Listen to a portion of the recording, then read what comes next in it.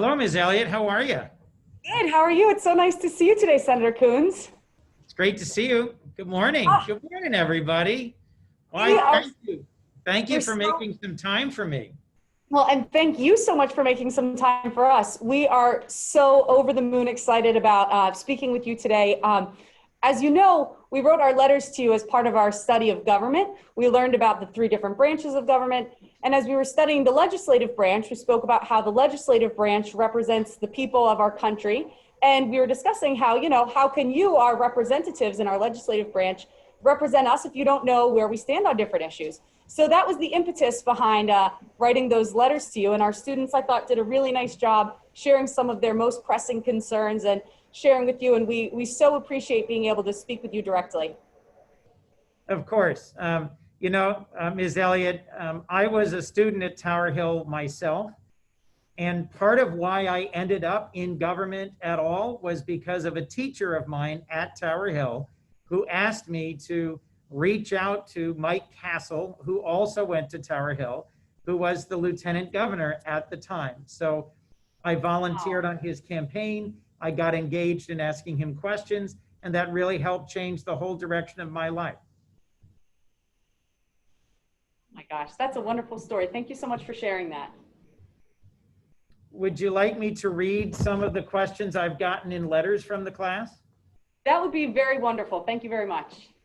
The first question I'm going to read came from Ellen. Can I see who's Ellen? I am. Hi, Ellen. Thank you for sending me such a great letter. Your question was, I'm concerned about the environment. I see lots of trash and plastic bags when I take walks. The earth needs to be clean. Boston has paper bags in grocery stores. Can we do something like that? Thank you, Ellen, for your concern about the environment. I have the same feeling when I go shopping, and my wife and I try to use reusable bags that we can use over and over again. And there are some stores that offer paper bags that are recyclable. So you raise a very good question. In some places in our country and the world, the government says you can't use plastic bags and you have to use recyclable bags. So far here in Delaware, it's a choice. And when you go shopping, when anybody in this class goes shopping with mom or dad or a family member, please think about bringing a reusable bag from home or asking for a paper bag. That was a great question, Ellen. Thank you.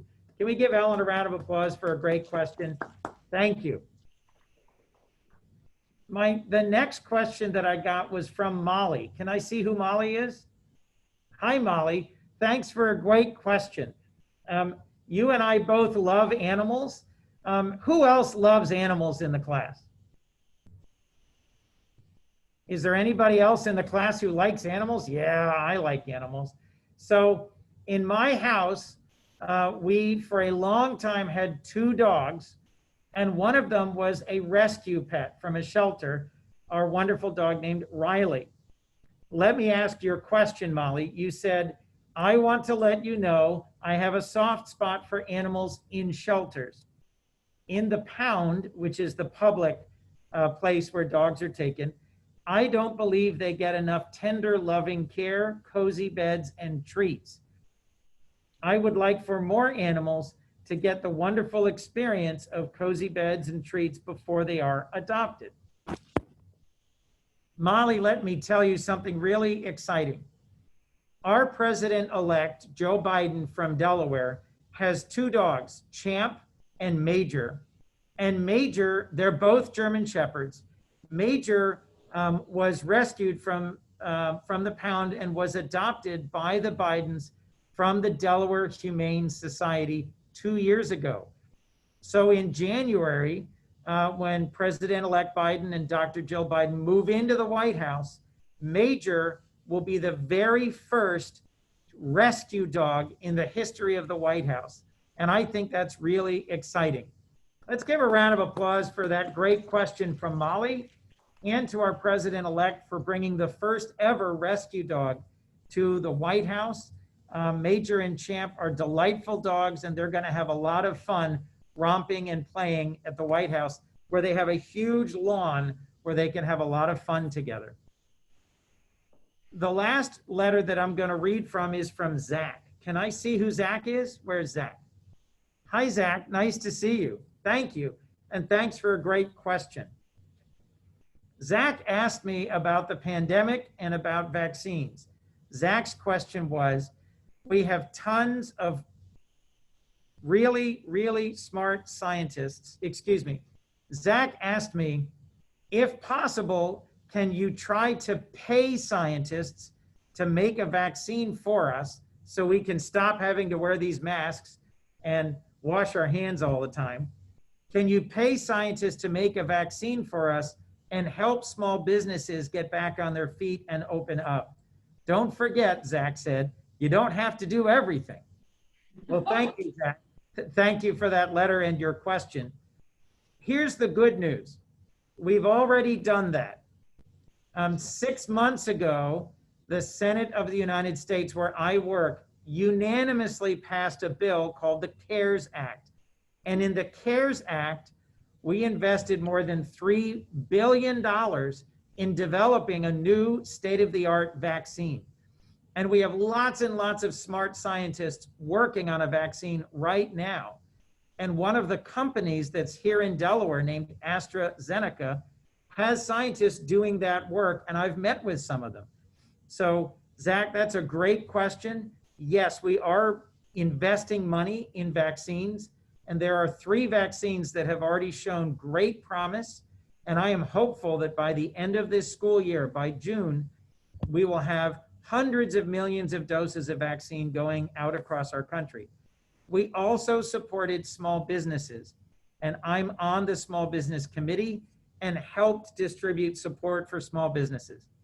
Zach, we need to do more in this area, and I think it's something that I'm excited to work on back in Washington in the Senate. Can we give Zach a round of applause for a great question? And by the way, don't forget to keep wearing your masks and keep washing your hands, because that's how we can all get through this safely. It is wonderful to see you in school. There are so many students who aren't able to go to school and do it all by Zoom. And I know Ms. Elliott and your other teachers are working hard to keep you safe. Ms. Elliott, I've got 5 more minutes. If you'd like to have students call on me with brief questions, I'll try to give brief answers.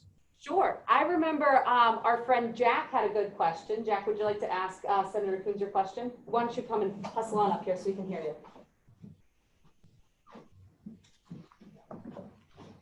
When you went to Tower Hill, were you green or white?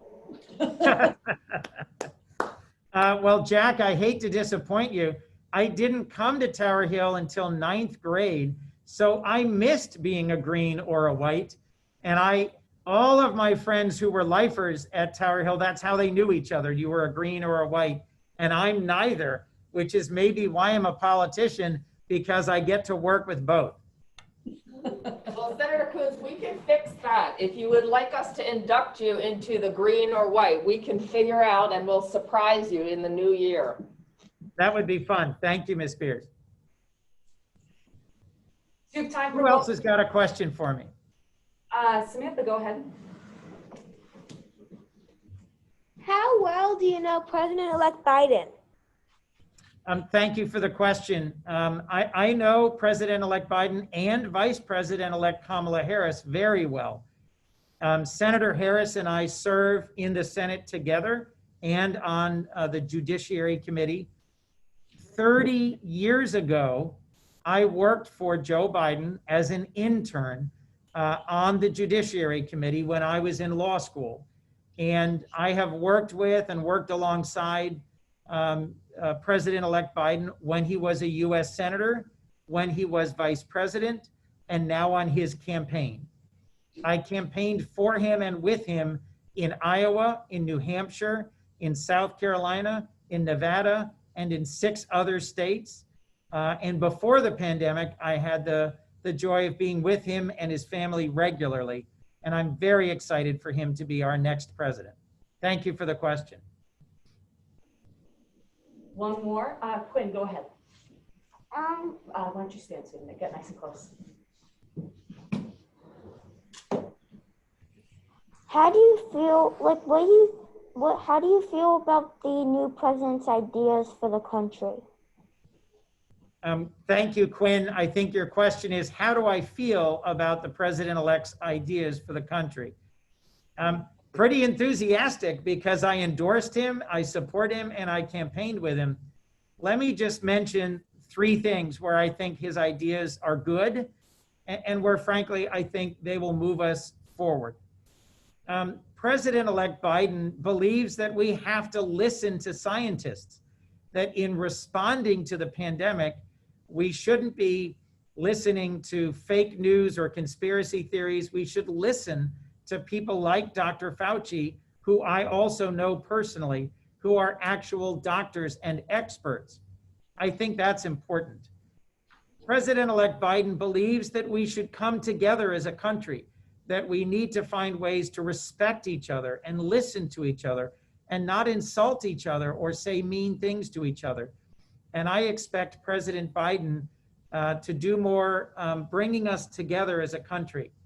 And the last thing, President Biden believes that climate change is real, that it's changing our planet, and that we have a really important job to do to protect our environment and to address climate change. That will be a big difference from our current president. And I think in that way, President-elect Biden is showing that he and Vice President-elect Harris are going to work together to get us out of this pandemic and to address climate change for the future. Quinn, those are some of the president-elect's ideas that I'm most excited about. And Ms. Elliott, you get to decide if we have one last question or if I got to go. That's up to you.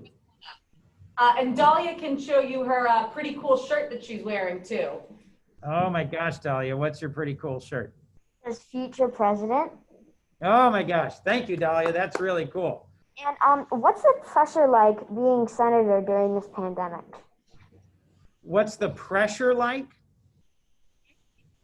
You know, look, when I was in county government and when I have been a senator, you know, the pressure is to do the right thing, to know who you are, to respect your constituents, the people you work for. I work for the people of Delaware. And during the pandemic, there's been more pressure because there's more need. Lots and lots of people from Delaware have called me or emailed me or written me, as you all did, with important questions and important problems. But the good news, Dahlia, is that I have some terrific people who work for me, and they help me answer letters, they help me develop good ideas, and they help me get back to Delawareans and connect businesses with opportunities, connect people who are unemployed with potential jobs. So the pressure is not that great because I'm supported by a wonderful team of people here in my office who virtually or in person really help me to respond to the needs of the people of Delaware.